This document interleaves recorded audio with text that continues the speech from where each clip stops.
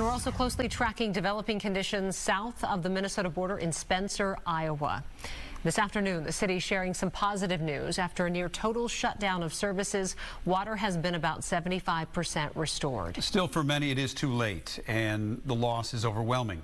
Fox Weather's Max Gordon is in Spencer tonight with a closer look at the current conditions and how people in that community are faring.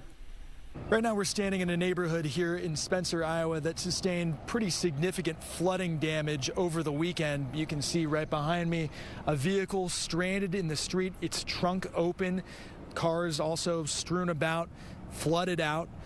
Also homes here. If you look up onto some of these homes, you can see the water line. Many of these homes had 1, 2, up to 3 feet of water in them.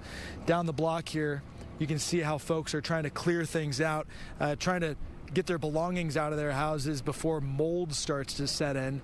Luckily, the waters are starting to recede here in Spencer, Iowa, but as of this morning, the Little Sioux River, which runs through town, was still at major flood stage. If you come with me, you can actually see where the Little Sioux River actually overtopped levees here and flowed into this neighborhood.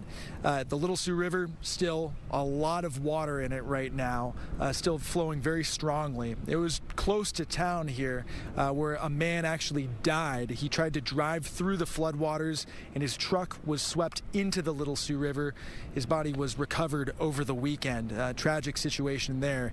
He's one of 2 deaths that have been recorded due to the flooding and heavy rains that have been hitting the upper Midwest. A really tough situation for a lot of folks here in the town of Spencer, Iowa. We actually talked to one man who said as the floodwaters started to inundate his community, he went out and started saving neighbors in a kayak. We couldn't get a hold of any emergency services, nothing. The phones didn't work, anything.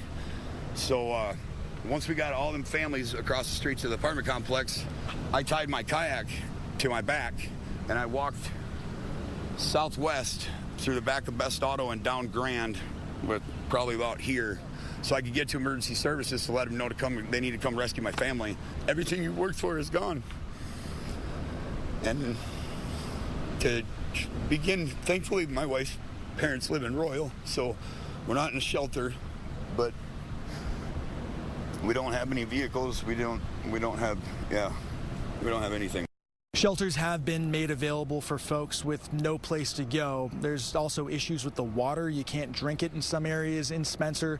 And then also the sewage system has been impacted by these floods. Really a tough road ahead for so many people in this community and in communities across Iowa. In Spencer, Iowa, Max Gordon, Fox Weather.